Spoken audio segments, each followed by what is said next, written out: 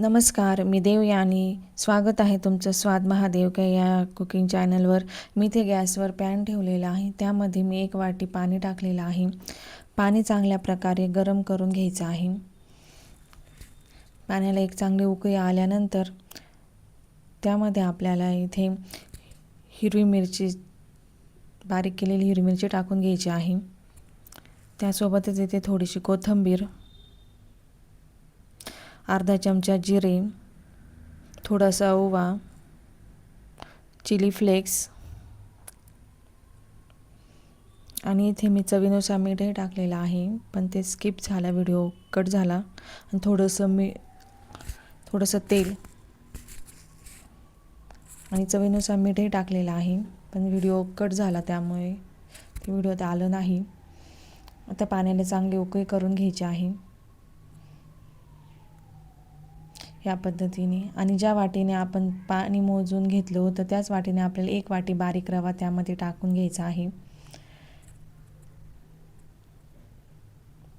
यामध्ये रवा टाकल्यानंतर आपल्याला गॅसची फ्लेम बंद करून द्यायची आहे आणि हे मिक्स करून घ्यायचं आहे आपल्याला.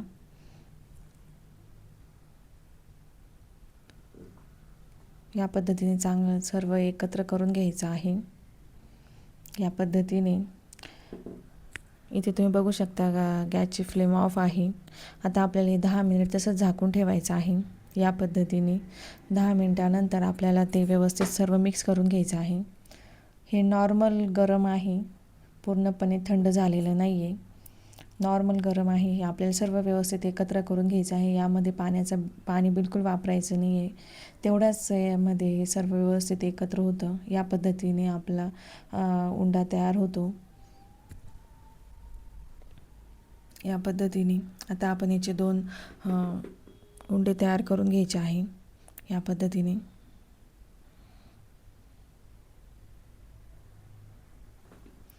आता इथे आपल्याला पीठ किंवा तेल न लावता आपल्याला हे व्यवस्थितरित्या लाटून घ्यायचं आहे. इथे बिलकुल पीठ किंवा तेल लागणार नाही आणि ते लाटण्याला चिटकणारही नाही, व्यवस्थित लाटलंही जातं.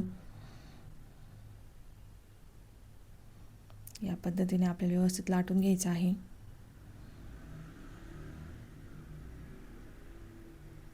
या पद्धतीने आपल्याला पोळीच्या मापामध्ये हे लाटून घ्यायचं आहे. आणि इथे आपल्याला आपल्या आवडीनुसार आपण इथे हे कट करणार आहोत. तुम्ही इथे छोटी वाटी घेऊन गोल कट करू शकता किंवा शंकरपाळ्याचाही आकार इथे देऊ शकता. इथे मी साईडने व्यवस्थित कट करून चौकोनी आकार देणार आहे. इथे तुम्ही व्हिडिओ दाखवल्याप्रमाणेही तुम्ही कटिंग करू शकता. मी इथे पिझ्झा कटर घेतलेला आहे कटिंगसाठी.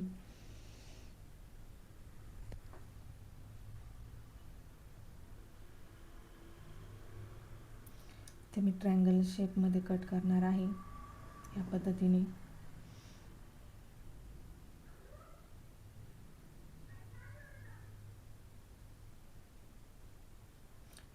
ट्रायंगल शेपने कट करून घेणार आहे.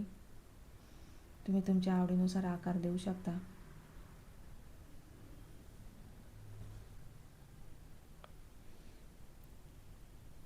या पद्धतीने मी सगळं कट करून घेतलेलं आहे. आता मी एका साईडला तेलही गरम करायला ठेवलेलं आहे. या टेम्परेचरला आपलं तेल गरम झालं पाहिजे. आणि गॅसची फ्लेम आता आपल्याला कमी करायची आहे आणि मीडियम फ्लेमवर आपल्याला हे सर्व व्यवस्थित गुलाबीसर होईपर्यंत व्यवस्थित तळून घ्यायचे आहे.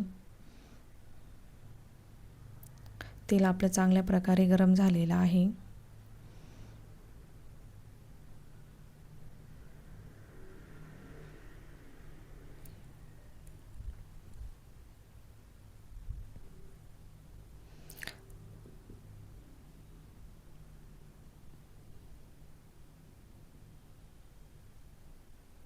या पद्धतीने गुलाबीसर होईपर्यंत परतून घेणार आहोत. तुम्ही बघू शकता किती छान असा कलर आलेला आहे. एकच नंबर असे आपले चहासोबत खाण्यासाठी स्नॅक्स तयार झालेले आहेत.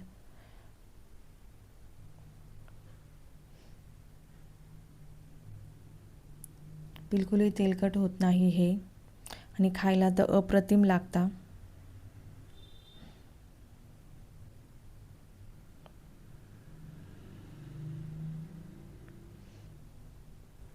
मी तुम्हाला दुसरी ही बॅच तयार करून दाखवते. या पद्धतीने गुलाबीसर होईपर्यंत आपल्याला ही खरपूस तळून घ्यायची आहे.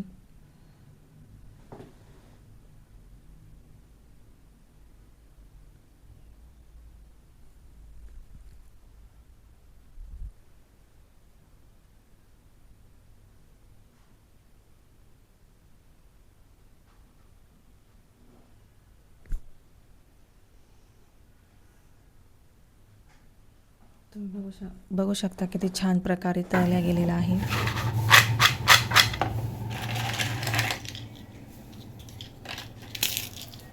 इथे तुम्ही आवाजही ऐकू शकता किती खरपूस असे झालेले आहे. तुम्हाला जर ही माझी रेसिपी आवडली असेल तर व्हिडिओला लाईक करा, शेअर करा, सबस्क्राईब करा आणि माझ्या चॅनलला फॉलो करायला विसरू नका. धन्यवाद.